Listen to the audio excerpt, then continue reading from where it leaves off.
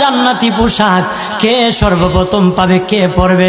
নবী বলেন, আয়েশা রে, জান্নাতি পোশাক সর্বপ্রথম আমি রাসূলুল্লাহ পাবো, কিন্তু আমি নবী সর্বপ্রথম পরব না। সর্বপ্রথম ইব্রাহিম খলিলুল্লাহকে জান্নাতি পোশাক পরানো হবে। কেন জানুনি? ইব্রাহিম নবীকে নমরুদের আগুনে যখন ফেলে দেওয়া হয়েছিল, দুনিয়ার সব ছেড়ে দিয়েছিল, বাড়ি ছেড়ে দিয়েছিল, সম্পদ ছেড়ে দিয়েছিল, মা বাবা ছেড়ে দিয়েছিল, এমনকি গায়ের জামা যখন খুলে নেয়, ইব্রাহিম কয়েক কাপড় ছেড়ে দিতে পারি, আমার আসমানের মালিককে ছেড়ে দিতে পারি না।